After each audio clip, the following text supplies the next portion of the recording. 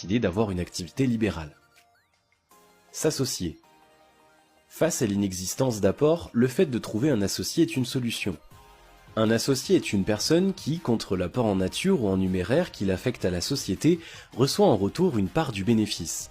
Cependant, le choix d'un associé s'avère être très difficile, car il implique une gestion commune de l'entreprise et un partage des responsabilités. Dans tous les cas, l'association offre l'avantage de la sécurité du patrimoine personnel et de la diversification des idées ainsi que du partage des responsabilités. Le prêt d'honneur. Les avantages du prêt d'honneur octroyé par l'ADI, Association pour le droit à l'initiative économique, sont nombreux. Nul besoin de garantie ni de garant et après l'octroi du prêt d'honneur, les banques vous prêteront plus facilement. Cependant, seuls les projets solides et dans l'intérêt de la région auront la chance de se le faire octroyer. Ce prêt, comme son nom l'indique, vous engage sur l'honneur et remboursement de votre prêt. Le love money. Le love money est défini comme une épargne affective de proximité. En fait, ce concept est simple, il s'agit de sommes d'argent provenant de la famille, des amis et des connaissances qui croient en votre entreprise. Cet argent réuni constituera des fonds pour la création de l'entreprise, ainsi les épargnants deviendront dès lors actionnaires. Il faut savoir que les montants de love money vont de quelques centaines à quelques milliers d'euros.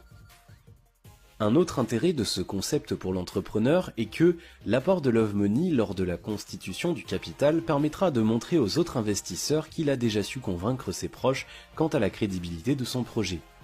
Par ailleurs, il existe des associations regroupant des investisseurs de ce genre et veillant aux intérêts de ces particuliers. Par contre, faire appel au love money ne vous permettra pas d'avoir autant de compétences, d'aides, de carnets d'adresses, etc. à disposition que si vous aviez fait appel à des investisseurs professionnels ou quasi-professionnels. Le crowdfunding.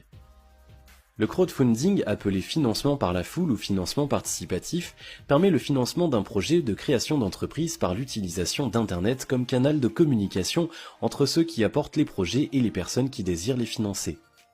Comment cela se passe ? Porteurs de projets et épargnants se rencontrent sur des plateformes dédiées à cela.